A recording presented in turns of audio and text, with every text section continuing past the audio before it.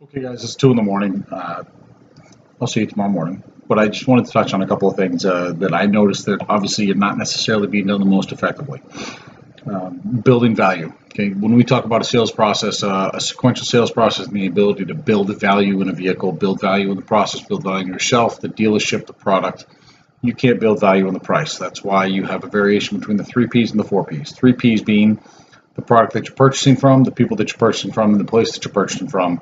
And then when you're doing a close, it's the 4Ps. The fourth P is the one that you isolate. It's the only main objection between you and doing business, which means that you isolate that you're purchasing from the correct people, you're on the correct product, and that you're at the correct place. And the only thing standing between you and purchasing the vehicle would be the fourth P, which is price. Okay? You can't build value in price. Numbers never build value. They're logical things. People buy emotionally, justify logically. So therefore, you cannot sell numbers. However, one big piece that everybody seems to miss when it comes to building value is building value in an opportunity, the fear of loss and greed. A lot of times you guys come to me and I pull credit and I can see a deal. However, I recognize at the speed that you're trying to process things, you will lose that deal. What I see somebody needs to actually gain control of the customer and build value in the opportunity to be back in the driver's seat of their own future, the opportunity to reestablish their credit, the opportunity to get back to where they were. And a lot of people try to, just like when it comes to buying a car, oh, well, I'm just looking today. When you initially start talking about it, a lot of people say, I don't care about my credit. Oh, I pay cash for things. That's only because they do not see the light at the end of the tunnel. Your job is to educate them on that. In order to do that, you need to be able to slow down a little bit. When I print out somebody's credit bureau and I walk you through the things that you need to explain to a customer, I'm doing one of two things. First and foremost, you're educating a consumer on the things that they need to do in order to change their credit. One thing I always say is, folks, God, you really do. You have some good credit here. However, your score is not reflective of that. Most of the time when I see this type of situation, it's because a customer doesn't necessarily know the things that are impacting their credit the most. So if you don't mind, I'm just going to take a few minutes more for your own benefit, and also in the process, I'm going to gain some of the necessary information in order to portray this back to the lenders in the best possible way. So, and then I go through the credit. What you're doing is you're adding a completely additional thing that you can build value in. You gain credibility. Nobody else does this. Nobody else cares enough about a customer to sit down and explain to them the things that they are screwing up and the things that could possibly be impacting them the most that they need to change in order to gain the most out of it, where the most juice out of the squeeze is. Okay, it's kind of like a silent walk around on a car, which none of us are doing, but it's part of the sales process. When you do a silent walk around, you say, God, folks, you know what? I need to sell this thing to my wholesalers. So if you don't mind, follow me real quick. You know more about your car than I do, right? Sell this thing to me real quick. And while they're telling you a little bit about your car, you're going to sit down and go, and you're going to touch every single little dent, ding, and not say a word.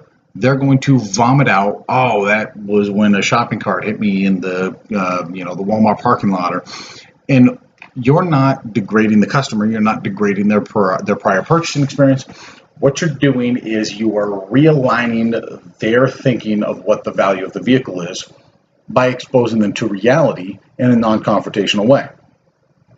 In turn, they start seeing all of the dents and the dings. Because when a customer is thinking about trading their car, they are thinking about it the day that they bought it. Think about psychologically where they are. The last time a customer was in a dealership was when they bought that car. Therefore, when they arrive at the dealership the next time and they're thinking about trading their car, the mental connection that they're making is to the condition that their car was in when they purchased it. They don't see all of the wear and tear that they've given that vehicle until you walk them back out midway through the sales process and re-expose them to that in a non-confrontational way. You're doing a silent walk around on their credit. However, it's not possible to do silent because you can't touch a bunch of ones that they don't know what they are. So what you do is you say, God, folks, it looks like here we had a couple of slow pays on your prior auto. If you don't mind me asking, the bank's going to ask why it was that you didn't make that payment on time. Do you remember exactly what happened and what your conversation with the lender was? And you jot notes. Okay? It looks here like a Verizon charge off, and you act like you're really confused, and then you are going to offer them an out. Would that be like maybe one of your kids or something like that? Maybe you got a Verizon phone for one of your kids or something? No, they didn't. However, they're also not going to be so embarrassed by saying, "Oh yeah, that was one of my kids." They're going to acknowledge that they have a collection with Verizon on their bureau, and that hurts their score. It shows an inability to make payments. If they're past due on the mortgage, God, folks. So it looks like right now, and I hope you don't take this personally, because there's over 60% of mortgages right now are going through a modification type process. It looks like you folks are a little bit past due on your mortgage. Have you gotten current on that right now? Is that something that you're in a repayment process or a negotiated settlement with your mortgage company, or is it going through a federal loan modification? And then you look at your paper and you allow them to relinquish the information. At every point in time, you're not trying to beat the customer up. You're trying to educate them on the things that are impacting their credit so that they know where best to invest their time, effort, and money in order to get their score up the most. But in addition to that, you're influencing them and you're adding credibility to the process and the difficulty and the amount of effort necessary to secure them financing. When you summarize the whole thing and you say, okay, great, folks, so we could probably agree with a little bit of rules in the portfolio and don't even worry about it. That's probably why you were one of the selected group that received this invitation, because during the course of these events we have some rare opportunities. But understand, they're not a magic wand or a time machine. We don't necessarily have the ability to go back and unmake these choices throughout the process, and it took you quite a while to get your credit where it is. I'm not going to be able to fix it in a minute. It's going to take a little bit of time, but from my experience, every minute waiting here in the dealership is like $1 saved. So if I were you, I'd be trying to push this delivery off till about midnight. Okay. Because when I'm sitting here and I'm rehashing these deals, it's difficult. It takes a lot of time. There's phone calls involved. Some of the questions that I ask, I actually care about the answer to. It's not just a matter of influencing the customer. I really need to be able to explain it to an analyst why this happened in their life and why it wouldn't happen again.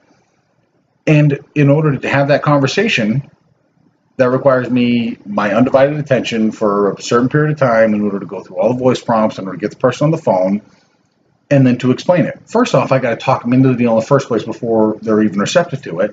Meanwhile, you guys want your credit pulled, you want your deals dashed, and by the way, who the fuck is my lien holder?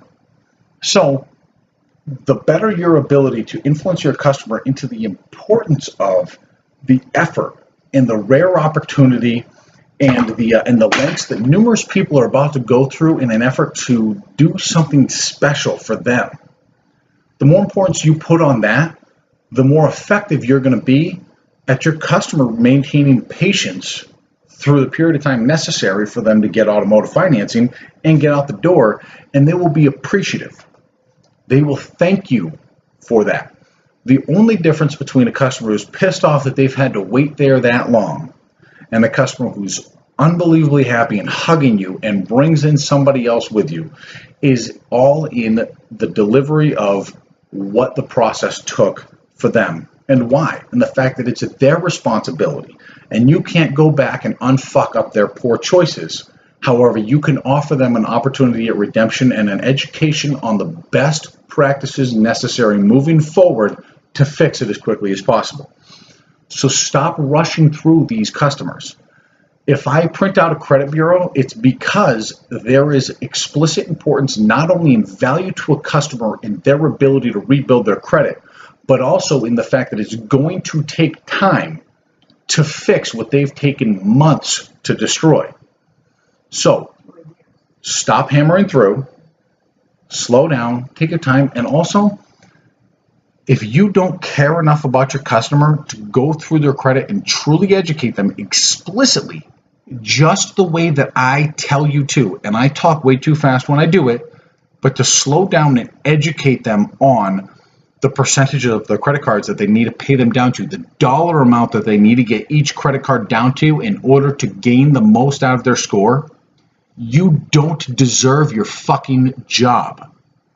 If you can't care about customers, you don't deserve to cash a paycheck off them.